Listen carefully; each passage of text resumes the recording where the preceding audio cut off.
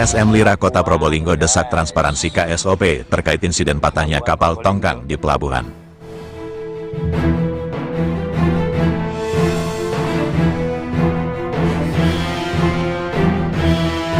Wali Kota Lembaga Swadaya Masyarakat, LSM Lira Kota Probolinggo, Luis Haryona, angkat bicara secara tegas menanggapi insiden patahnya sebuah kapal tongkang di area pelabuhan Probolinggo baru-baru ini.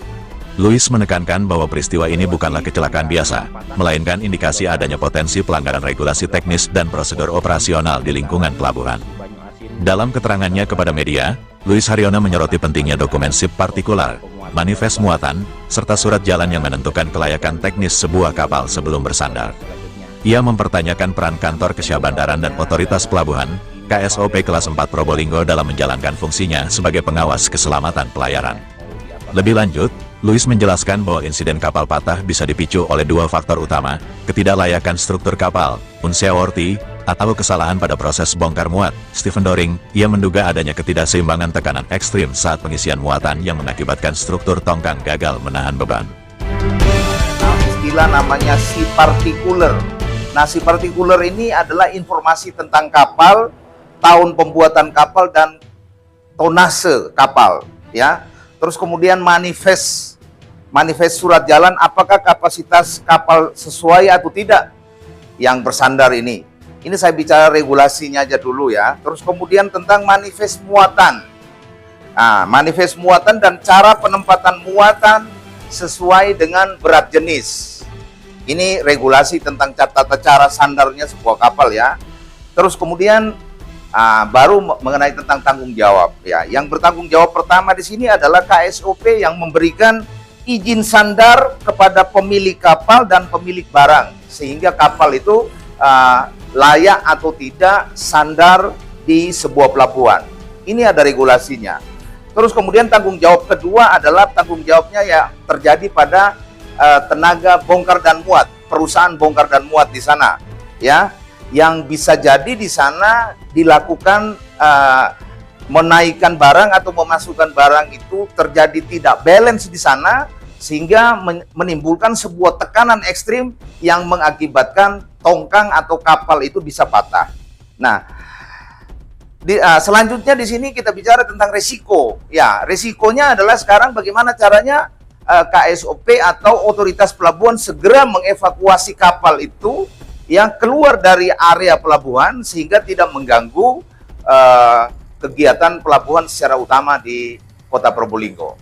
Itu yang pertama. Jadi yang paling bertanggung jawab di sini adalah kita mau tanya apakah manifest kapal itu sudah sesuai dengan surat-surat atau dokumen itu atau tidak. Itu karena dijelaskan dalam Dinas Perhubungan Laut bahwa yang mengeluarkan surat itu ada sebuah badan namanya BKI, Badan Kelayakan, yang akan memberikan informasi tentang layak tidaknya sebuah kapal untuk berjalan atau berlayar. Itu menurut saya. Nah, ini yang bakal kami nanti akan berkirim surat untuk melakukan audiensi baik di Perhubungan Kota Probolinggo dan juga provinsi. Kira-kira menurut saya seperti itu. Itu kan ibaratnya kalau kendaraan umum seperti truk atau bis itu kan ada kir-kiran. Apakah itu juga dikir? Dan siapa yang wajib berkir? Apakah pelabuhan asal atau KSOP pelabuhan kayangan yang disandar? Ya, itu yang tadi saya jelaskan namanya adalah manifest surat jalan. Apakah kapasitas kapal sudah sesuai atau tidak? Kalau sudah sesuai, maka yang kita telusuri di sini adalah di Dinas Perhubungan Laut yang dikeluarkan oleh BKI. Ya, itu kalau di angkutan darat namanya ujikir. Nah, BKI inilah, Badan Kelayakan inilah yang memberikan informasi tentang layak atau tidaknya sebuah kapal untuk berlayar. Nah, ini nanti kita akan tanyakan kepada KSOP. Ketika dia memberikan izin sandar, apakah dokumen ini sudah ada atau tidak. Sehingga bisa menimbulkan peristiwa itu. Nah, terus nanti kemudian kedua baru kita masuk kepada tanggung jawab perusahaan bongkar dan muat yang ada di pelabuhan. Ini kan sudah terjadi bahwa kapal tongkang itu patah. Lalu yang bertanggung jawab itu KSOP mana? Apakah KSOP asal atau KSOP yang sandar? Terus bentuk tanggung jawabnya berupa apa? Apa mengundurkan diri atau bagaimana? Apa harus dipindah? Ya, jadi tentunya KSOP yang memberikan izin sandar. Di sini adalah KSOP Probolinggo yang memberikan izin sandar sebuah kapal di Pelabuhan Probolinggo. Nah, kalau tentang dokumen yang tadi kita bicara tentang kalau kendaraan darat kayak uji KIR yang dikeluarkan oleh sebuah lembaga yang namanya BKI tadi, nah itu adanya di Surabaya. Nah, tapi yang di sini yang saya maksud adalah manifest surat jalan kapal ini apakah sudah sesuai sehingga kapal itu bisa sandar di sini. Itu tentang surat-suratnya dulu. Ini yang perlu kita telusuri. Atas bentuk tanggung jawabnya KSOP dalam hal ini kepala KSOP Probolinggo. Iya. Tanggung jawabnya gimana? Ya, makanya tanggung jawabnya ada di situ. Pertama kita lihat situ. Apakah dia memberikan izin sandar kapal itu sudah sesuai dengan dokumen yang tadi saya sebut. Apabila ini tidak, maka ini akan menjadi persoalan besar. Bukan peristiwa biasa ini. Kira-kira menurut saya seperti itu.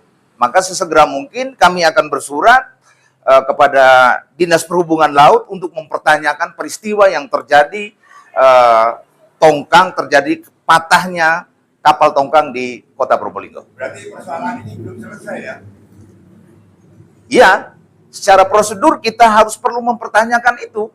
Secara prosedur, apakah layaknya tidak tadi kapal, terus kemudian tentang dokumen yang tadi saya sebut, mengenai regulasi daripada Dinas Perhubungan Laut yang berlaku saat ini. Sebagai bentuk fungsi kontrol sosial, LSM Lira Kota Probolinggo dalam waktu dekat akan melayangkan surat resmi untuk melakukan audiensi dengan Dinas Perhubungan, baik di tingkat kota maupun provinsi, serta pihak KSOP Probolinggo. Fokus utama Lira adalah mendalami keabsahan manifest dan dokumen kelayakan kapal, serupa dengan uji KIR pada kendaraan darat yang seharusnya menjadi dasar pemberian izin sandar. Selain masalah administratif, Louis juga mendesak otoritas pelabuhan untuk segera melakukan evakuasi bangkai kapal agar tidak mengganggu alur pelayaran dan aktivitas ekonomi utama di Pelabuhan Probolinggo. Ia menegaskan bahwa persoalan ini belum selesai dan akan terus dikawal hingga ada titik terang mengenai pertanggungjawaban pihak-pihak terkait.